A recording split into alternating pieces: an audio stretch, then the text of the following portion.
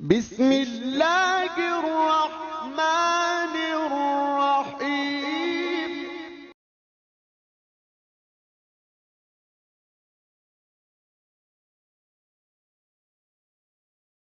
اللهم صل على سيدنا ومولانا محمد وعلى آل سيدنا ومولانا محمد وبارك وسلم۔ حضور صلی اللہ علیہ وسلم کی ذات اطہر پہ درود شریف پڑھیں، اللہ کی رحمت برس پڑے گی۔ اللهم صل على سيدنا ومولانا محمد وعلى آل سيدنا ومولانا محمد وبارك وسلم۔ مدینہ منورہ میں اس وقت ایک مسجد ہے جس کا نام ہے مسجد ابی ذر غفاری رضی اللہ تعالی عنہ۔ جہاں آج یہ مسجد ہے، حضور صلی اللہ علیہ وسلم کے دور میں وہاں ایک باغیچہ ہوا کرتا تھا۔ سیدنا عبد الرحمن ابن عوف رضی اللہ تعالی عنہ فرماتے ہیں، میں اس باغیچے میں حضور صلی اللہ علیہ وسلم کے ساتھ ٹھہرا ہوا تھا۔ حضور صلی اللہ علیہ وسلم اچانک سجدے میں چلے گئے۔ حضور علیہ السلام نے بڑا لمبا سجدہ فرمایا۔ محبوب نے اتنا لمبا سجدہ کیا کہ مجھے ڈر لگنے لگا کہ شاید محبوب اس دنیا سے پردہ تو نہیں فرما گئے۔ فرماتے ہیں میں بھی سجدے کی شکل میں چلا گیا۔ میں نے اس نیت سے کیا کہ میں دیکھوں محبوب کے لب مبارک ہل رہے ہیں۔ فرماتے ہیں میں جیسے ہی شکل سجدے میں گیا، میں نے سنا کہ محبوب اپنے لب مبارک ہلا رہے ہیں اور اللہ کی تسبیح اور حمد بیان کر رہے ہیں۔ فرماتے ہیں میں کھڑا ہو گیا کہ محبوب دنیا میں ہیں۔ تھوڑی دیر کے بعد حضور صلی اللہ علیہ وسلم نے اپنا سر مبارک اوپر اٹھایا تو میں نے عرض کی محبوب آپ کو اتنا لمبا سجدہ کرنے کی کیا ضرورت تھی؟ حضور صلی اللہ علیہ وسلم نے فرمایا عبد الرحمن کیا میں اس رب کا شکر ادا نہ کروں؟ ابھی میرے پاس جبرائیل امین آئے تھے، انہوں نے مجھ سے کہا کہ محبوب اللہ جل جلالہ نے مجھے پیغام دیا ہے، جا کے میرے محبوب سے کہو میرے محبوب جو آپ کا امتی آپ پر ایک مرتبہ درود پڑھے گا میں اللہ اس پر 10 رحمتیں نازل کروں گا۔ آپ کا جو امتی آپ پر ایک مرتبہ درود پڑھے گا میں اس کے 10 گناہ معاف کر دوں گا، میں اس کے 10 درجے بلند کر دوں گا۔ اسی نیت سے یہ درود شریف پڑھیں انشاءاللہ العزیز، اللہ ہمارے گناہ بھی معاف فرمائیں گے، اللہ درجے بھی بلند فرما دیں گے اور یہ مجلس انشاءاللہ بابرکت ہو جائے گی۔ اللہم صلی علی سیدنا و مولانا محمد وعلی آل سیدنا و مولانا محمد وبارک وسلم۔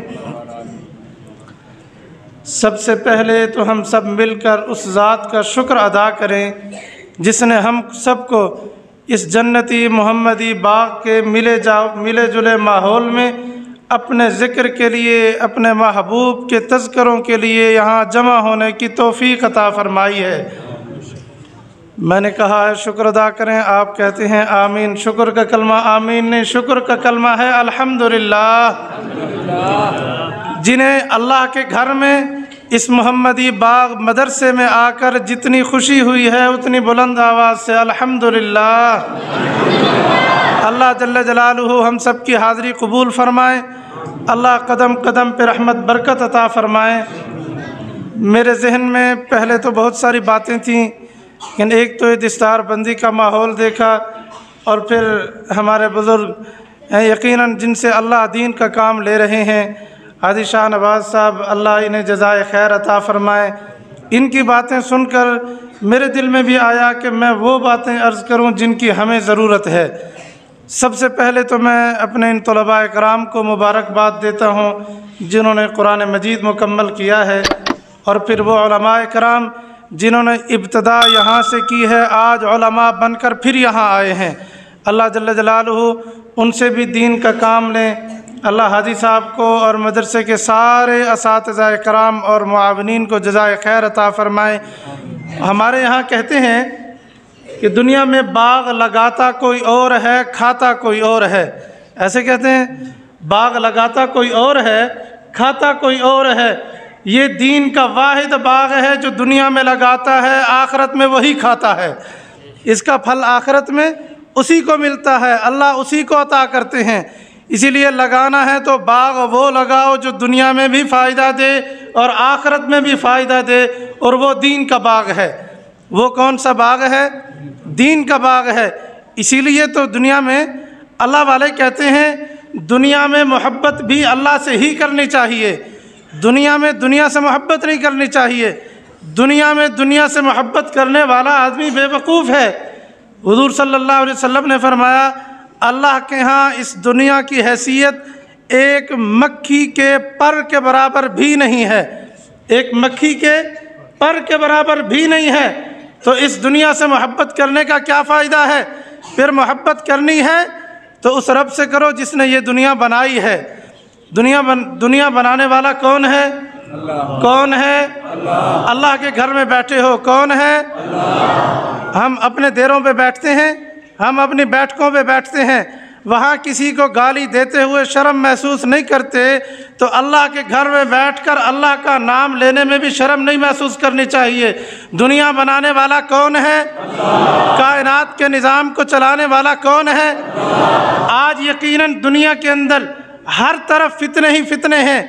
آج اس دور میں فتنے اتنے عام ہو چکے ہیں۔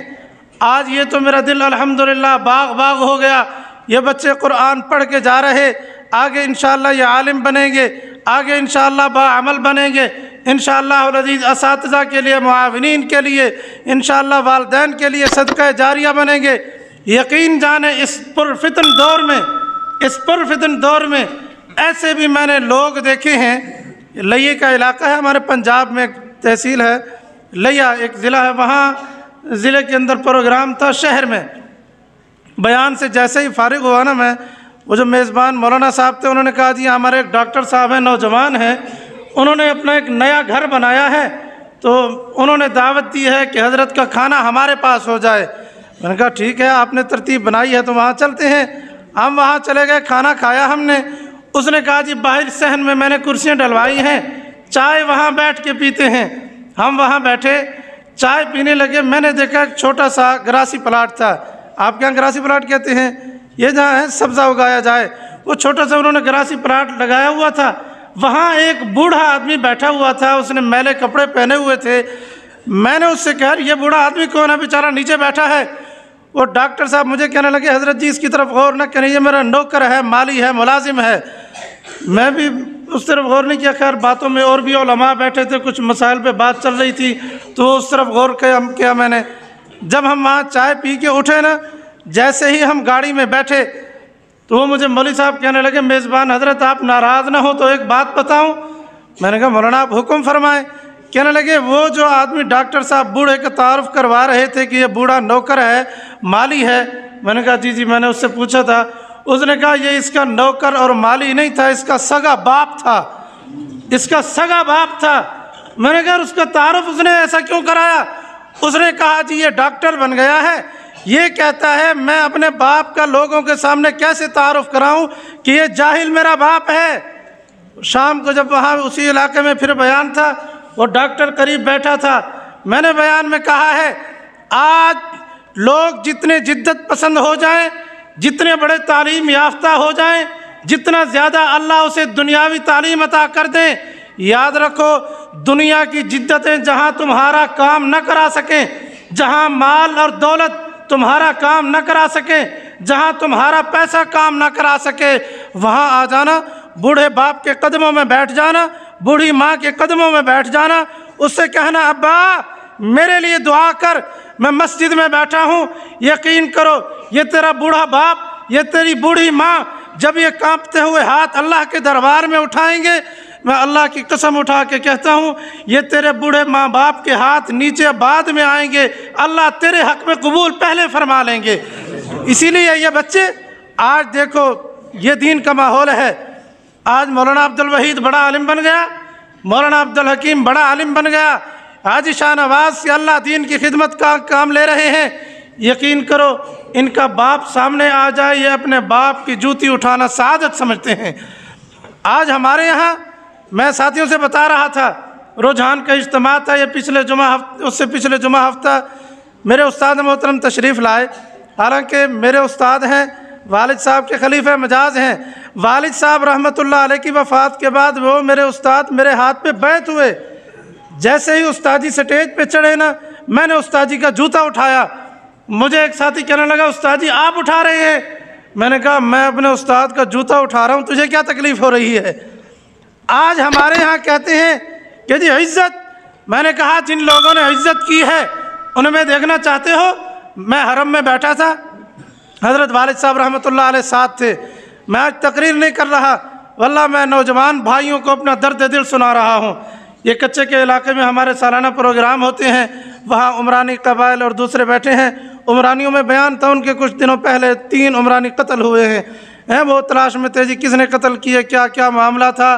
میں نے وہاں بھی کہا ان سے، آج کل نوجوان یہ سمجھتے ہیں کہ شاید ہم کامیاب ہیں، ہم زیادہ ذہین ہیں، ہمارے پاس زیادہ علم ہے، ہمارے جو دوست ہیں یہ ہمارے زیادہ خیر خواہ ہیں۔ یقین جانو تمہارے ماں باپ سے زیادہ تمہارے دوست خیر خواہ نہیں ہیں، تمہارے ماں باپ سے زیادہ تمہارے دوست خیر خواہ نہیں ہیں۔ یہ علماء بیٹھے ہیں، حضرت حذیفہ رضی اللہ تعالی عنہ کو حضور صلی اللہ علیہ وسلم نے قیامت کی 72 نشانیاں بتلائی ہیں، ان میں سے ایک نشانی یہ تھی قرب قیامت میں لوگ اپنے باپ کو اہمیت نہیں دیں گے جتنا اپنی دوست کو اہمیت دیں گے۔ یہ قیامت کی نشانی ہے۔ آج وہی کچھ ہو رہا ہے۔ ہم حرم میں بیٹھے تھے، ہم نے دیکھا ایک نوجوان ہے، شہزادہ ہے، اس کے پیچھے تقریباً اور کچھ نہیں تو 30-40 اس کے ملازم تھے جو اس کے ساتھ طواف کر رہے تھے۔ اس نے ایک ویل چیئر لی ہوئی تھی، اس میں ایک بوڑھی بیٹھی ہوئی تھی، اس نے اس کی ویل چیئر کھینچی ہوئی ہے اور جوتا اپنی بغل میں لیا ہوا ہے۔ حضرت والد صاحب رحمۃ اللہ علیہ نے ہمارے ساتھ قاری طاہر الرحمن صاحب تھے، اب بھی حیات ہیں، ان سے فرمایا جاؤ آپ ان سے عربی میں پوچھو اسے، یہ جو اس کے پیچھے ملازم جا رہے ہیں اس سے کر وہ چلو یہ مجھے سمجھ آ رہا ہے کہ یہ بوڑھی ہے، کوئی ماں ہوگی، اس کی دادی ہوگی، کوئی ہوگی، اس کی ویل چیئر کھینچ رہا ہے، لیکن اس نے اپنا جوتا بغل میں کیوں اٹھایا ہوا ہے؟ یہ اس کا جوتا یہ پیچھے جو اس کے ملازم آ رہے ہیں وہ کیوں نہیں اٹھاتے؟ قاری صاحب اٹھ پڑے، جا کے اس کے نوکر سے سوال کیا، اس کے ملازم سے، یارا یہ جو آپ کا شہزادہ جا رہا ہے آپ اس کا جوتا کیوں نہیں لیتے؟ اس نے اپنے بغل میں لیا ہوا ہے۔ اس نے کہا آپ خود جا کے اس سے پوچھ لیں۔ قاری صاحب گئے نا، اس سے پوچھا تو جیسے ہی اس نے جواب دیا قاری صاحب روتے ہوئے واپس آ گئے۔ حضرت والد صاحب رحمۃ اللہ علیہ نے فرمایا قاری صاحب رو کیوں رہے ہو؟ کہنے لگا حضرت جی میں نے اس سے جا کے پوچھا کہ یہ تو نے بغل میں جو جوتا لیا ہوا ہے اپنے نوکروں کو دے۔ اس نے کہا شیخ تمہیں نہیں پتہ یہ ویل چیئر پہ بیٹھنے والی میری ماں ہے، میری بغل میں جوتا میری ماں کا ہے، میرا جوتا جو پیچھے ملازموں نے اٹھایا ہوا ہے، میں یہ نیک سعادت اپنے ملازموں کو نہیں لینا چاہتا، میرا دل چاہتا ہے میری ماں کو میں ویل چیئر پہ لے کے جا رہا ہوں، ماں کا جوتا میں اپنے سر پہ لے کے جاؤں۔ آج ہمارے یہاں کہتے ہیں ماں باپ کیا ہیں، ماں باپ کیا ہیں؟ آج ہم نے ماں باپ کی عزت ختم کر دی ہے، جس کی وجہ سے ہمارے ماحول میں برکت ختم ہو گئی ہے۔ آج ہمارے گھروں میں بڑوں کی عزت نہیں ہوتی، آج گھروں سے برکت اٹھ گئی، برکت اٹھ گئی ہے گھروں سے۔ ہم لوگوں نے کیا کیا ہے دنیا میں؟ دین کے لیے کس نے قربانی دی ہے؟ تو نے اور میں نے کبھی دین کے لیے پیٹ پہ پتھر باندھا ہے؟ کبھی پتھر باندھا ہے؟ میرے نبی نے تو پیٹ پہ پتھر باندھے ہیں، میرے نبی نے پیٹ پہ پتھر باندھے ہیں۔ ہم نے کون سی قربانیاں دی ہیں؟ صحابہ کرام نے اتنی قربانیاں دی ہیں اور جس کی حد نہیں ہے۔ محبوب مسجد نبی میں تشریف فرما ہے، ایک صحابی داخل ہوئے، ان کے بدن پہ 2 کپڑے تھے، علماء بیٹھے 2 کپڑے، ایک کپڑا اتنا تھا کہ ناف سے لے کر یہ گھٹنوں تک، دوسرا کپڑا چھوٹا سا تھا وہ اس نے اپنے سینے کے اوپر ڈالا ہوا تھا۔ محبوب نے دیکھا نا تو محبوب نے فرمایا ذوالوجہدین 2 چادروں والے ادھر آ گیا، محبوب کے قدموں میں آ کے بیٹھ گیا۔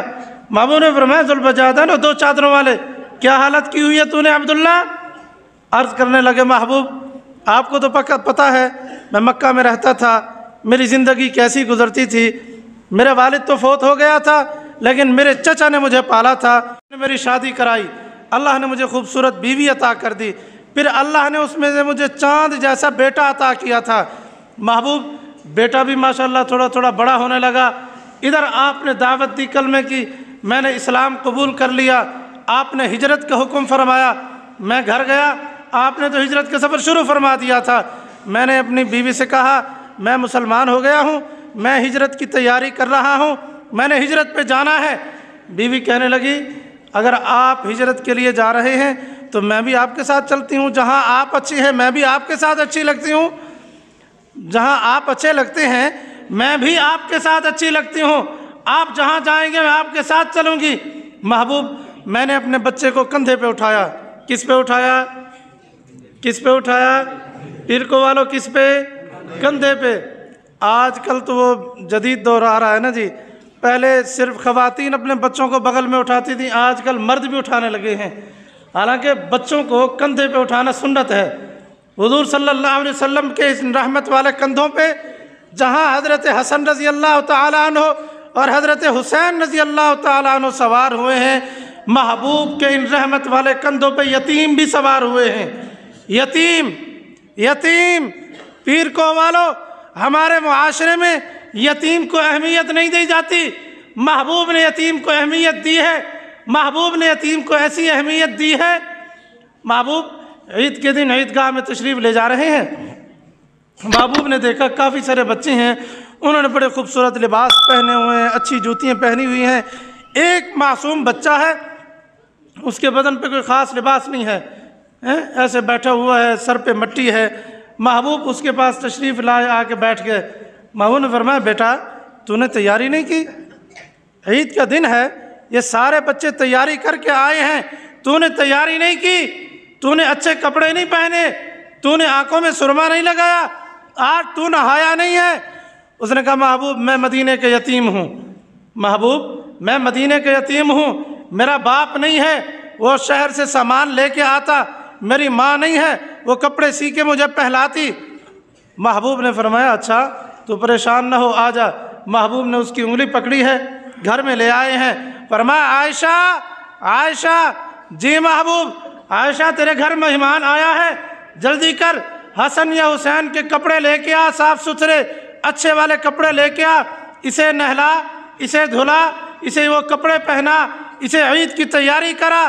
جب تک یہ بچہ تیاری نہیں کرے گا میں محمد عیدگاہ کی طرف نہیں جاؤں گا عید پڑھانے۔ اماں عائشہ نے اس بچے کو تیاری کرائی، خوبصورت لباس پہنایا۔ پھر اماں عائشہ نے پوچھا اگر تیری والدہ ہوتی آج عید کے دن کیا تیاری اور کراتی؟ اس نے کہا میری آنکھوں میں سرما ڈلواتی۔ اماں عائشہ نے سرما ڈالا اور عرض کرنے لگی اگر میری اماں ہوتی مجھے خوشبو لگاتی۔ علامہ ابن قیم رحمۃ اللہ علیہ نے لکھا ہے کہ اس بچے کے بدن کے اوپر، اس کے کپڑوں کے اوپر اماں عائشہ صدیقہ رضی اللہ عنہا نے محبوب کے پسینہ مبارک کو چھڑک دیا۔ اس سے زیادہ افضل خوشبو کون سی ہو سکتی تھی؟ پھر محبوب تشریف لائے۔ محبوب نے فرمایا بیٹا مجھے بتا اگر تیرا ابا ہوتا تجھے عیدگاہ کی طرف کیسے لے کے جاتا؟ اس نے کہا محبوب اگر میرا ابا ہوتا اپنے کندھے پہ بٹھا کے مجھے عیدگاہ کی طرف لے جاتا۔ پیر کو والو محبوب بیٹھ گئے، محبوب نے اس بچے کو اپنے کندھے پہ بٹھایا اور فرمایا بیٹا آج کے بعد یہ نہ کہنا کہ تیرے ماں باپ نہیں ہیں، آج کے بعد تیری اماں عائشہ صدیقہ ہے، تیرا ابا میں محمد خود ہوں۔ یتیم کو محبوب نے عزت دی ہے۔ آج ہمارے یہاں معاشرے میں کہتے ہیں یتیم کی کیا اہمیت ہے؟ محبوب در یتیم ہے، محبوب در یتیم ہے، اللہ نے کیسی عزت دی ہے۔ بات دوسری طرف چلی جائے گی۔ محبوب میں نے اپنے بچے کو کندھے پہ اٹھایا، میں جیسے ہی دروازے کے قریب پہنچانا تو اسی وقت میرا چچا آ گیا، کدھر جا رہا ہے عبداللہ؟ میں نے کہا میں نے کلمہ پڑھا ہے، میں مسلمان ہو گیا ہوں، حضور صلی اللہ علیہ وسلم نے ہجرت کا حکم دیا ہے، میں ہجرت کر کے جا رہا ہوں۔ محبوب نے فرمایا پھر؟ اس نے کہا محبوب میرے چچا نے کہا تجھے میں نے پالا ہے، یہ جو تیری بیوی ہے ساتھ یہ رشتہ میں کرا کے لایا تھا، اس لیے یہ تیرے ساتھ نہیں جائے گی، یہ بچہ تیرے ساتھ نہیں جائے گا۔ محبوب اس نے سامان اٹھا کے پھینک دیا، میری بیوی اور بچے کو پکڑ کے کمرے میں بند کر دیا۔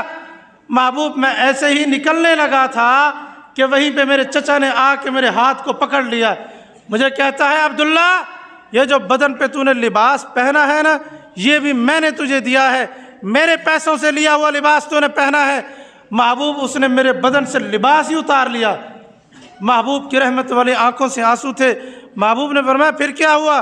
عرض کرنے لگا محبوب میری ماں نے اوپر سے کپڑا پھینکا، اپنی چادر پھینکی، میں نے اس کے 2 حصے کیے، ایک حصے کے ساتھ میں نے اپنی شرمگاہ کو ڈھانپا ناف سے لے کر یہ گھٹنوں تک، اور دوسرے کپڑے کو میں نے اپنے بدن پہ ڈال دیا کہ مکہ مکرمہ سے مدینہ منورہ تک سفر جو کر رہا ہوں، جہاں نماز کا ٹائم آئے گا میں یہ کپڑا بچھا کے وہاں نماز پڑھوں گا، جہاں نماز کا ٹائم آئے گا میں بچھا کے نماز پڑھوں گا۔ ہمارے معاشرے میں کہتے ہیں جی نماز کیا پڑھے، آج کل یہ رمضان کا مہینہ قریب آ رہا ہے، آج کل لوگ سوال کرتے ہیں جی ہم روزہ رکھیں کہ نہ رکھیں، کیا کہتے ہیں ہم روزہ رکھیں کہ نہ رکھیں، جی ہم شوگر کے مریض ہیں۔ آپ کا علاقہ تو ماشاءاللہ ٹھنڈا علاقہ ہے، یہاں تو الحمدللہ اتنا مسئلہ نہیں ہے۔ وہ کوٹ مٹھن میں ہمارا پرسوں جلسہ تھا، ہمارے تاجی شیخ الحدیث حضرت مفتی حبیب الرحمن درخواستی صاحب دامت برکاتہم علیہ تشریف فرما تھے۔ وہاں ایک ساتھی نے پرچی لکھی کہ حضرت میں شوگر کا مریض ہوں، روزہ رکھوں نہ رکھوں؟ حضرت نے فرمایا مجھے اتنا بتا دو روزہ رکھو گے تو پھر کیا ہوگا؟ اس نے کہا جی شوگر کا مریض ہوں، ڈاکٹر کہتے ہیں مر جاؤ گے۔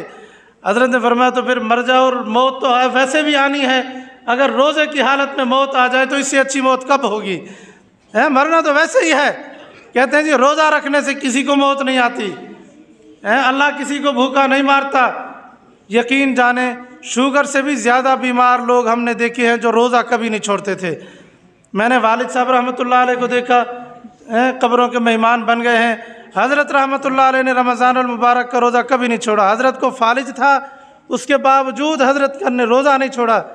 فورٹ منرو ہم لے گئے، حضرت بیمار تھے، شوگر کے مریض بھی تھے، بلڈ پریشر کا بھی مسئلہ تھا۔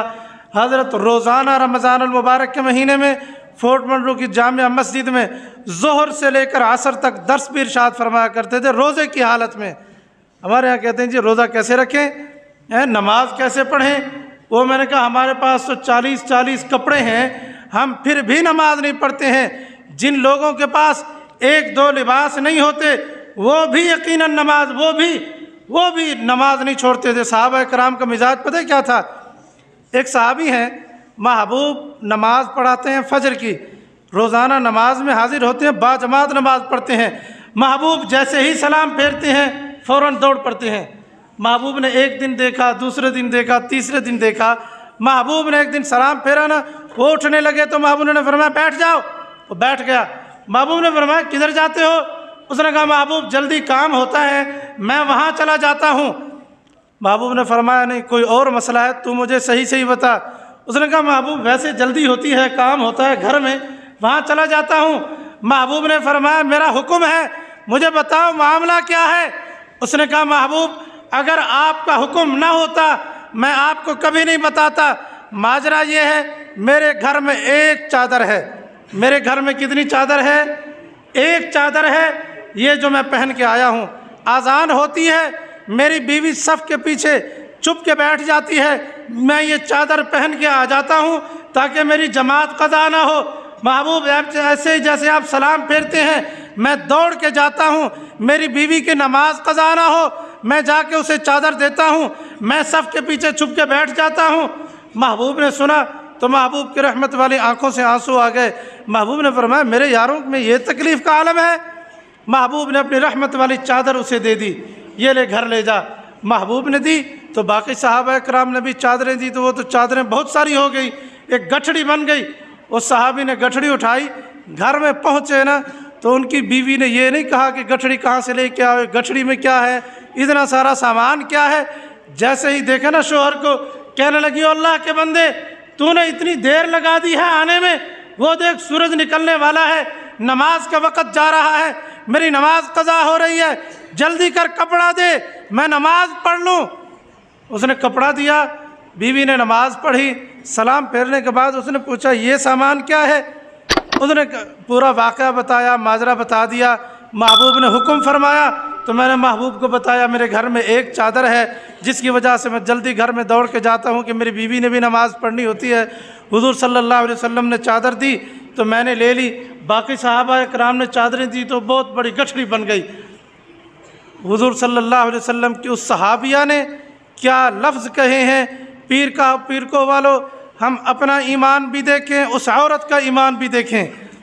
آج ہمارے گھروں میں بھی عورتیں ہیں نا، کسی کی ماں ہے، کسی کی بہن ہے، کسی کی بیٹی ہے، وہ بھی تو کسی کی بیٹی تھی، وہ بھی تو کسی کی ماں تھی، وہ بھی تو کسی کی بیوی تھی، اس کا صبر دیکھو، اپنے شوہر کو کہنے لگی میں آپ کو اور تو کچھ نہیں کہتی، آپ میرے شوہر ہیں، میرے سرتاج ہیں، لیکن مجھے صرف اتنا بتا دیں جب آپ اللہ کے حبیب کے سامنے اللہ کے شکوے کر رہے تھے آپ کو حیا نہیں آ رہا تھا؟ آپ اللہ کے حبیب کے سامنے اللہ کی ناشکری کر رہا ہے کہ آپ کے گھر میں کپڑے تک نہیں ہیں، آپ کو حیا نہیں آ رہا تھا؟ کہتے ہیں جیسے یہ کہے نا تو اس عورت نے کہا محبوب کی چادر رحمت والی برکت کے لیے گھر میں رکھ دو، باقی ساری چادریں ہر کسی کو واپس کر دو، میرے گھر میں ایسی چادر کی کوئی ضرورت نہیں جو رب کی ناشکری سے آئی ہو۔ ہمارے یہاں وہ میں کل ساتھیوں سے کہہ رہا تھا، ایک جگہ مانا آمدانی میں ڈیرہ غازی خان کے ساتھ بیان تھا، میں نے کہا ہمارے علاقے میں بھی امتحان آیا ہے، امتحان ترکی والوں سے بھی اللہ نے لیا ہے۔ یہاں بارشیں زیادہ آئی ہیں آپ کے علاقے میں، ہمارے یہاں سیلاب زیادہ آیا ہے، پانی وہ پورے ملک پاکستان میں آیا ہے، سندھ میں، بلوچستان میں، خیبر پختونخوا میں، ہر طرف پانی آیا ہے۔ بڑی یقیناً اللہ کی طرف سے امتحان تھا، ہم اور کچھ نہیں کہہ سکتے۔ مجھے ایک ساتھی کہنے لگا آپ غصے میں کہتے ہیں اللہ کا عذاب ہے، میں نے کہا میں حکمرانوں کو جو کچھ کہوں نہ کہوں، ہمارا غریب بھی کم نہیں ہے، حکمران جو کر رہے ہیں سو کر رہے ہیں، ہمارا غریب بھی کمی نہیں کر رہا ہے۔ میرا وہ عنوان نہیں ہے میں اس طرف جاتا۔ میں نے کل کہا کہ یقیناً امتحان ہم سے بھی اللہ نے لیا ہے، امتحان اللہ نے ترکی والوں سے بھی لیا ہے۔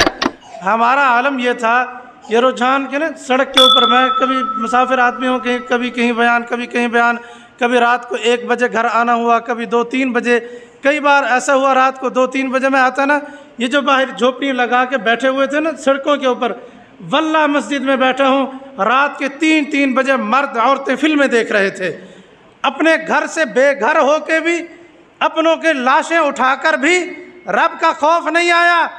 وہ ترکی میں بھی امتحان آیا ہے، وہاں 60 منزلہ عمارتیں نیچے گری ہیں۔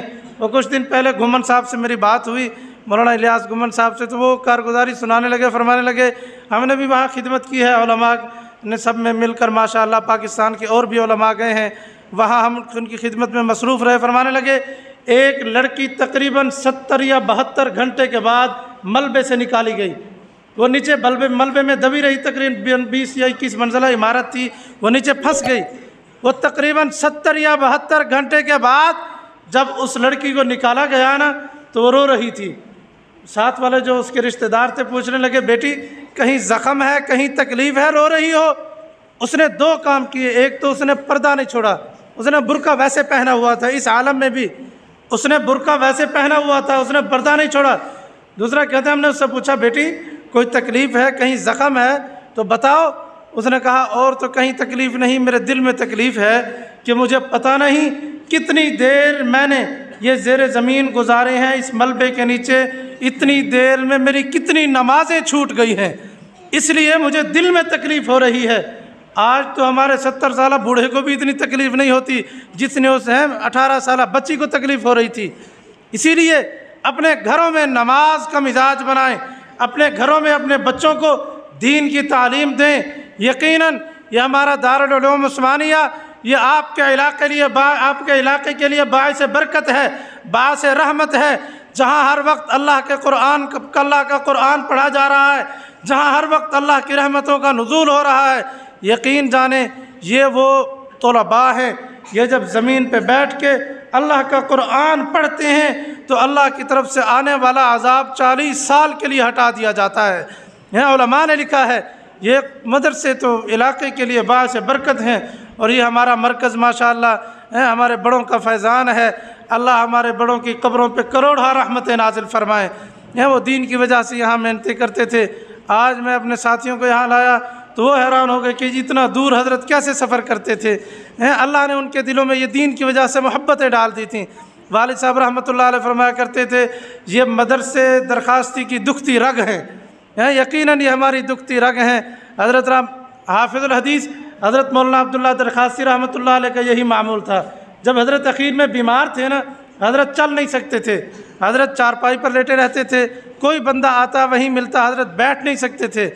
حضرت اخیر وقت میں تھے، احمد پور شرقیہ کے قریب ایک ساتھی ہیں حاجی صاحب، وہ آئے، انہوں نے کہا حضرت میں نے مدرسے کے لیے زمین دی ہے، میرا دل چاہتا ہے آپ وہاں آ کے سنگ بنیاد رکھیں۔ حضرت نے فرمایا بادشاہ آدمی ہو تم بھی، اللہ والے ہو تم بھی، بیوقوف ہو، دیکھ نہیں رہے ہو میں اٹھ نہیں سکتا، چل نہیں سکتا۔ اس نے کہا حضرت اگر آپ نہیں آئیں گے تو میں اس کی سنگ بنیاد نہیں رکھوں گا، میں مدرسہ ہی نہیں بناؤں گا۔ کہتے حضرت نے حکم فرمایا کہ ہائیس لے آؤ یا ایمبولینس لے آؤ، مجھے میری چارپائی کو اس میں رکھو، اسی عالم میں مجھے وہاں لے چلو۔ حضرت کو وہ دیہات کے علاقے میں دریا کے کنارے پہ لے گئے، حضرت وہیں بیٹھے رہے، فرمایا چارپائی میری نیچے اتارو، اینٹ لے آؤ، اینٹ لے کے آئے، حضرت نے اس کے اوپر کچھ پڑھا، پھر فرمایا اس اینٹ کے رکھ دو۔ کسی نے کہا حضرت اتنی تکلیف تھی، یہ حاجی صاحب نے کہہ دیا اور آپ چلے آئے؟ فرمایا اس نے تو کہہ دیا اگر میں یہاں نہ آتا تو میں حضور صلی اللہ علیہ وسلم کو کل قیامت کے دن کیا منہ دکھلاتا، اگر یہاں مدرسہ نہ بنتا، یہ کل قیامت کے دن اگر آ کے میرا گریبان پکڑ لیتا تو میں عبداللہ درخاسی کیا جواب دیتا۔ اسی لیے یہ دینی مدارس ہمارے لیے باعث برکت ہیں، باعث رحمت ہیں، باعث سلامتی ہیں۔ جب تک یہ مدرسے ہیں ہمارے اور آپ کے ایمان محفوظ ہیں، ہماری نسلوں کے ایمان محفوظ ہے۔ یقین جانیں ہم ان علماء کا احسان کبھی نہیں بھول سکتے۔ یقین جانیں حاجی شاہ نواز صاحب کو اللہ جزائے خیر عطا فرمائیں، یقیناً سارے علماء کو جوڑ کے رکھتے ہیں، جتنے مدرسین ہیں ہمارے دارالعلوم عثمانیہ کے اور پیرکو کے، جتنے باقی علماء کرام ہیں، ائمہ کرام ہیں، خطباء حضرات ہیں، اللہ سب کو جزائے خیر عطا فرمائیں۔ اللہ ان سب کی محنتوں کو قبول فرمائیں کہ اللہ نے انہیں دین کے کام کے لیے قبول فرما لیا ہے۔ اللہ جل جلالہ اس دین کے کام پہ استقامت نصیب فرمائیں۔ اللہ جل جلالہ اس دین کے کام کو نظر بد سے محفوظ فرمائیں۔ اللہ جیسے یہ حضرات ماشاءاللہ دین کا کام مل کے کر رہے ہیں، اللہ جل جلالہ اس محبت کو ہمیشہ قائم دائم فرمائیں۔ اللہ علماء کی اس محبت کو نفرتوں سے محفوظ فرمائیں۔ اللہ نظر بد سے محفوظ فرمائیں۔ اللہ ہمارے اس ادارے کو ترقیات عطا فرمائیں۔ ہم یقیناً دعا کرتے ہیں۔ میں